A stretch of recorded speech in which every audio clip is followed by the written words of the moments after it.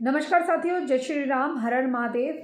मैं हूं आपकी अपनी प्राची अधिकारी। अगर चैनल सब्सक्राइब नहीं किया तो चैनल सब्सक्राइब कर दीजिए और अपना प्रेम और आशीर्वाद मुझे यूं ही देते रहिए। डिस्क्रिप्शन के माध्यम से अगर कुछ मदद करना चाहते हैं, सहयोग करना चाहते हैं तो डिस्क्रिप्शन में सारी ब्यौरा दिया हुआ है, उसमें देखकर आप हमें कर सकते हैं। हिंदू, हिंदुत्व, हिंदुस्तान, हिंदुस्तान, आज मैं इस पे बात कर रही हूँ जो मैंने मोहन भागवत जी के मुँह से सुना और अचंभा नहीं हुआ। देर आए दुरुस्त आए, अच्छी बात है।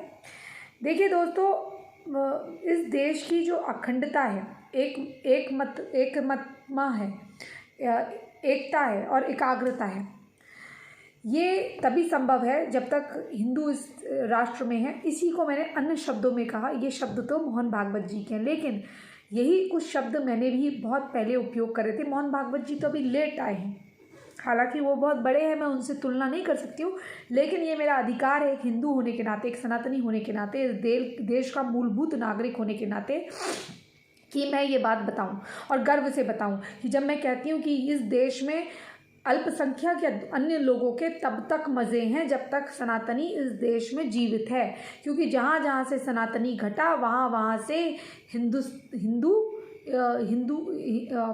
का वर्चस्व घटा, जहाँ जहाँ से वहाँ दुख और दरिद्रता आई है। क्योंकि हम शिवलिंग में दूध चढ़ाने वाले लोग हैं। दूध कब चढ़ता है? जब गाय होती है। गाय कब होती है? जब हरियाली होती है। हरियाली कब होती है? जब वर्षा होती है, जब ज़मीन अच्छी होती है।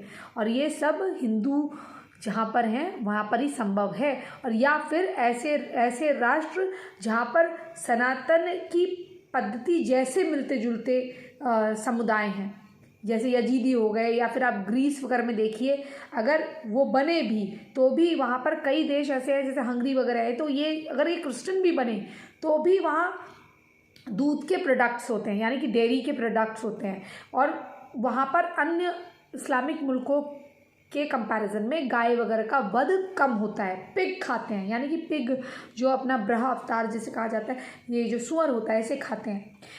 तो एनीवेज दोस्तों, ये मैं जो बताने जा रही हूँ आपको, देखिए कई बार आपने अनपढ़ मौलाना मुफ्तियों को कहते हुए सुना होगा, या विदेशी। एक बार एक पाकिस्तानी पत्रकार सो कॉल्ड थे, उन्होंने मुझसे पूछा ये हिंदुत्व के लोग हैं, तुम तो हिंदू हो। मैंने कहा जी नहीं, आप जैसे राम को बोल देते हैं साउथ में हमारे, या RAMA बोल देते हैं राम को, रामा हो जाते हैं श्री राम, वैसे ही HINDUTAVA हिंदुत्वा या HINDUTVA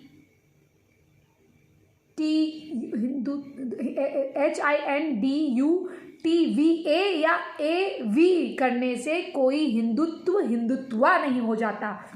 चाहे हिंदुत्व हो या हिंदुत्वा बोले या सनातनी बोले, इसमें क्या क्या, इस हिंदुत्व और हिंदुत्व एक ही चीज़ है।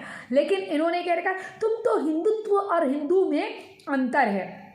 यार प्लीज़ यार, दिमाग मत खराब करा करो, तुम अनपढ़ जाहिल हो। मतलब इस्लामीकरण और इस्लाम में केवल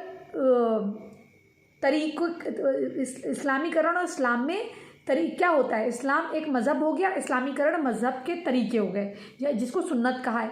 वैसे ही हमारा हिंदुत्व में केवल स्पेलिंग का फ़र्क है, बाकी कुछ नहीं है।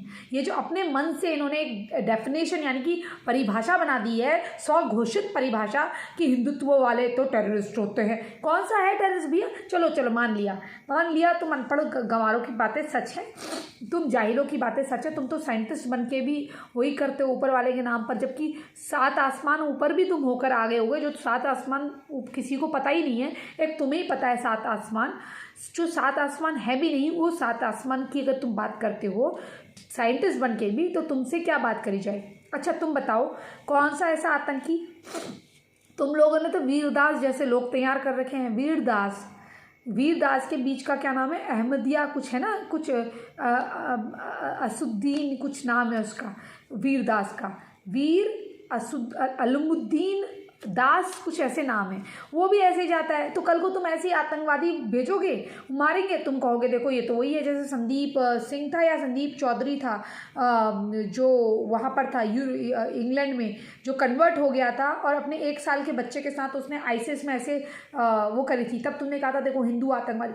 भाई वो हिंदू नहीं था, वो कन्वर्टेड मुस्लिम था, लेकिन तुमने उसका पहला नाम ही यूज़ करा, संदीप का, संदीप चौधरी या संदीप सिंह कुछ ऐसे नाम था। उसके बाप ने खुद आके बताया था कि मेरा लड़का कन्वर्ट हो गया था 2-3 साल पहले। ये आज से 4-5 साल पुरानी बात है, तो मैं अभी बता रही हूँ। तो उस समय उसके बाप ने कहा था मेरा लड़का 2-3 साल पहले कन्वर्ट हो गया था। तो ये वही खेल है।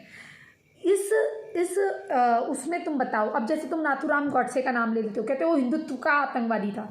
देखो क्राइम में और ऑर्गेनाइज्ड हमले में और प्लॉटिंग में, षड्यंत्र रचने में बहुत बड़ा फ़र्क है।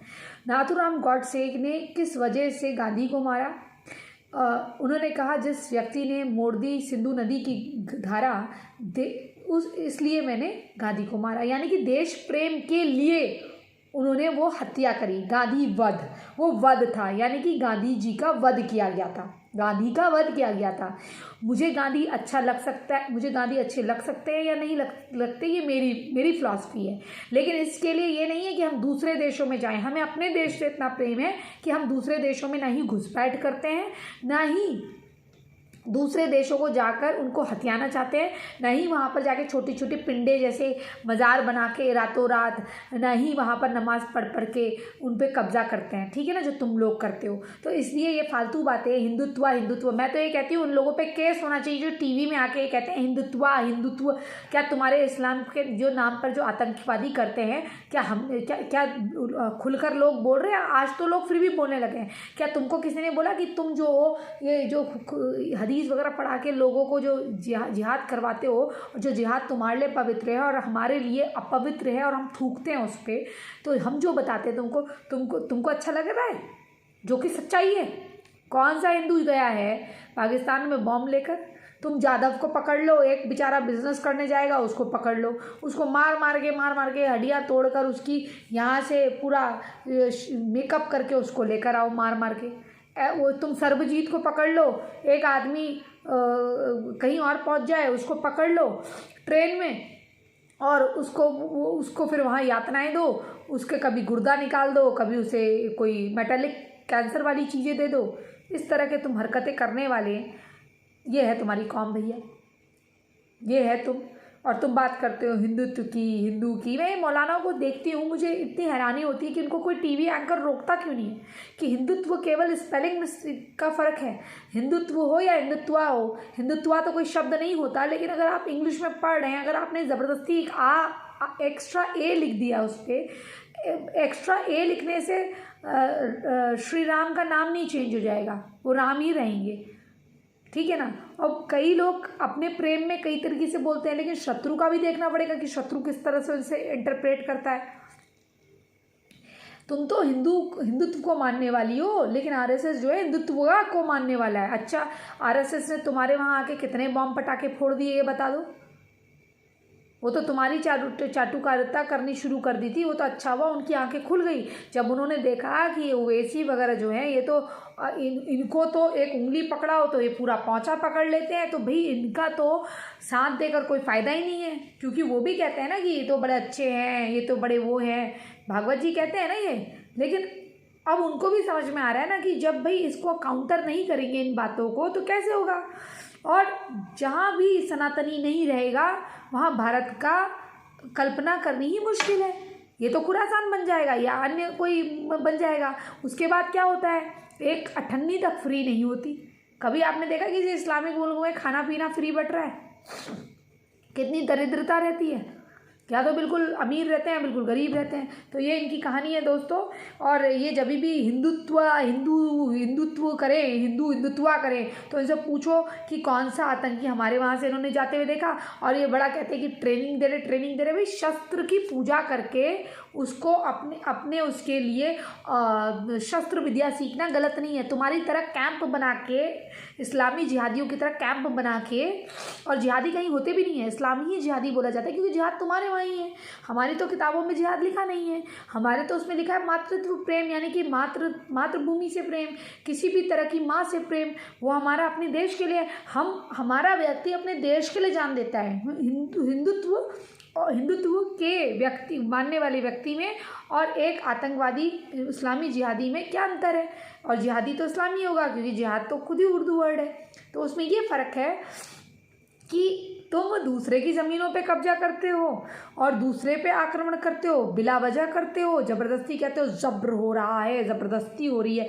जहाँ पर भी दूसरा व्यक्ति है वो तुम्हारे लिए जब्र होता है। मैं अपने घर में बैठी हूँ लेकिन तुमको मेरे घर पे कब्जा करना है, तो मैं यहाँ रहती हूँ, मैं जीवित हूँ, तो ये जब्र है कि इससे जब्र करना है। अब इससे आके लड़ाई करनी है, इस पे यहाँ पर अपना वर्चस्व कायम करना है। इसके घर में 4 लोग हैं तो 4 गोली मार दो, तो ये अपना यहाँ पर जब्र था हमारा, ये जिहाद करा हमने, ये पवित्र है। समझे? छोटे से शब्दों में आज मैंने आपको समझा दिया। जैसे कई जगह पे उसकी कहानी भी मैं आपको दूसरे वीडियो में समझाऊंगी, लेकिन आप ये समझ लीजिए जब्र, कि हम पे जब्र हुआ इसलिए हमने जिहाद करा। अरे नहीं, जिहाद जो है पवित्र है। पवित्र ये है कि जहाँ जब्र होता है। जब्र कहाँ होता है? आपको गोल गोल घुमा के बातें उल्लू बना के चल देते हैं, लेकिन जब्र ये है कि भैया वो देश किसी और का है, वहाँ पर जाओ, जहाँ ना तुम्हारा पहनावा मिलता है ना खाना मिलता है, लेकिन फिर भी तुम जाते हो।